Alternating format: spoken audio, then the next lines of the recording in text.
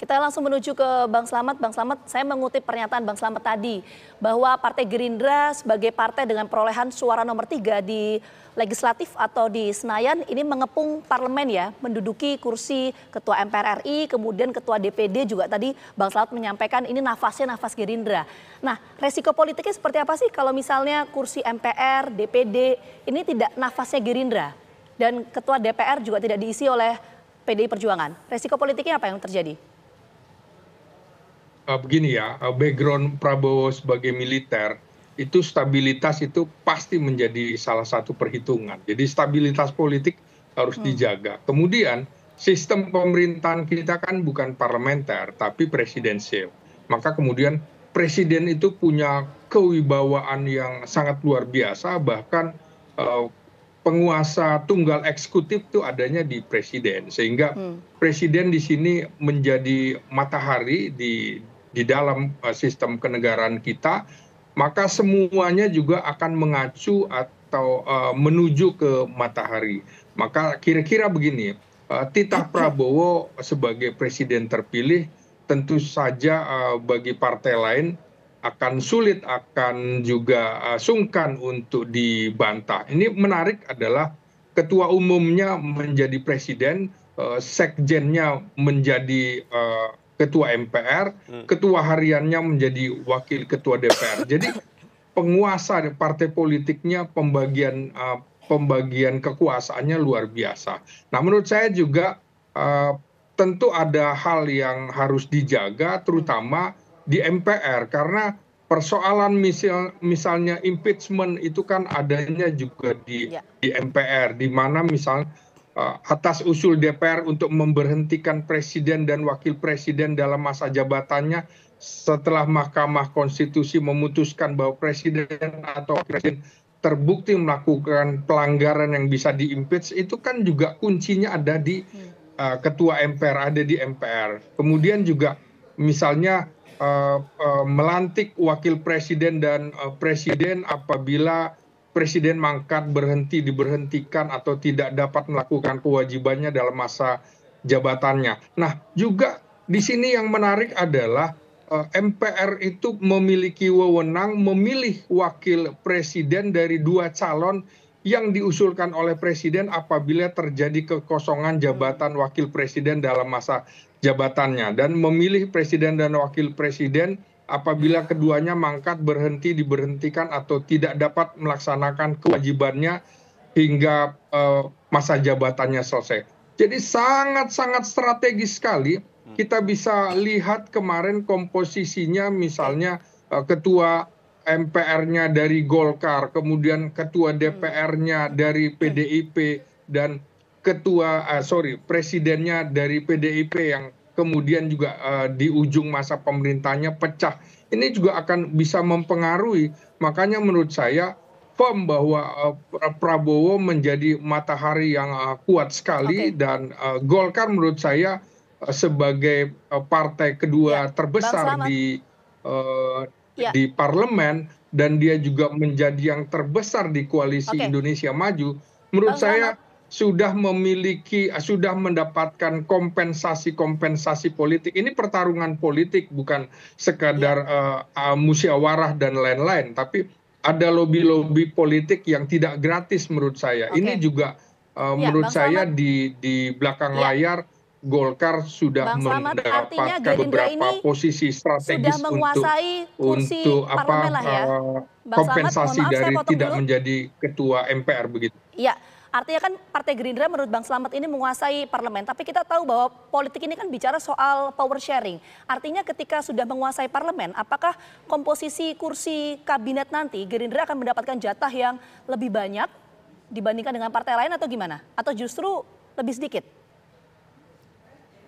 Nah, ini kalau persoalan komisi yang akan dibentuk di DPR nanti itu akan sangat tergantung komposisi di kabinet, berapa jumlah kementerian, dan itu baru ada pembagian. Jadi DPR tidak bisa membentuk berapa komisi lebih dahulu, begitu juga DPD belum bisa membentuk komite sebelum pemerintahan presiden terpilih itu membentuk kabinet dengan komposisinya seperti apa. Berapa komposisi departemen atau kementerian serta lembaga setingkat kementerian. Barulah di situ ada pembagian. Nah, pembagian ini juga menurut saya tentu saja ada power sharingnya disesuaikan dengan jumlah kursi yang ada di DPR.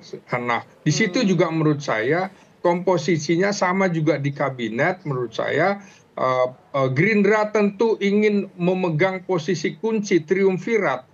Menteri Dalam Negeri, Menteri Luar Negeri, Menteri Pertahanan itu akan diupayakan sebagai orang-orang Gerindra, baru yang lain dibagi. Tapi jumlahnya lebih sedikit. Termasuk ada kemungkinan PDIP juga diajak untuk bergabung dalam kabinet begitu. Baik, kita ke Bang Emrus. Bang Emrus, ini kan kita lihat ya, Ketua MPR dari Gerindra, kemudian Ketua DPR dari PDIP. Ini ada seolah-olah yang diperlihatkan adalah politik akomodasi yang diberikan. Nah, yang ingin saya tanyakan adalah kemana Partai Golkar yang menjadi partai kedua pemenang pemilu? Karena tidak menempati posisi Ketua MPR dan Ketua DPR.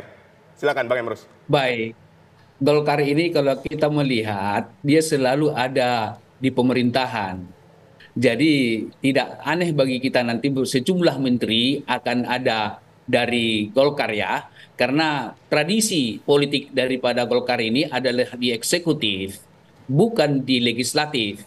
Sehingga bisa saja minimal mereka itu nanti akan mendapat 2 Menko. Seperti pemerintahan yang lalu yaitu Menko Equine dan Menko Maritim misalnya seperti itu, tapi tidak harus di Menko di situ. Tetapi jabatan-jabatan menteri akan diberikan kepercayaan tersebut karena bagaimanapun politik itu, sebagaimana kata Pak Slamet tadi, sharing power, artinya distribution of power itu sangat dilakukan di dalam suatu situasi politik atau keadaan politik kita, dan itu berlaku untuk semua negara yang menganut ajas demokrasi.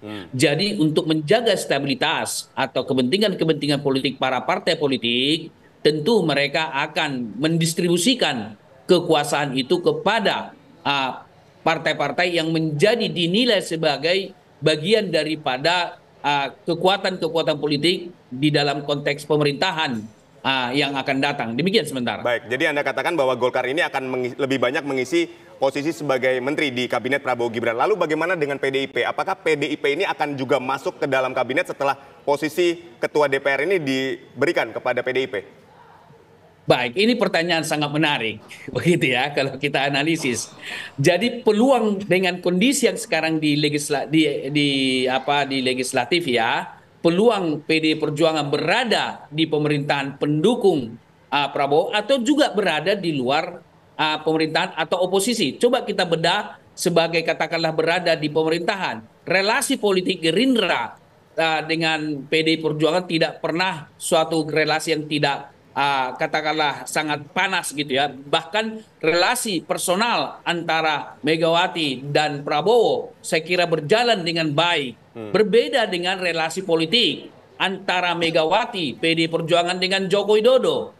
Dan misalnya relasi politik antara PD Megawati di satu sisi dan Demokrat dan SBY di sisi lain. Kalau saya kategorikan relasi hubungan Megawati dari 3 hal ini. Kalau kita analogikan, kalau dengan Pak Joko Widodo sudah hampir patah arang, dengan SBY retak arang, dengan Prabowo utuh arangnya.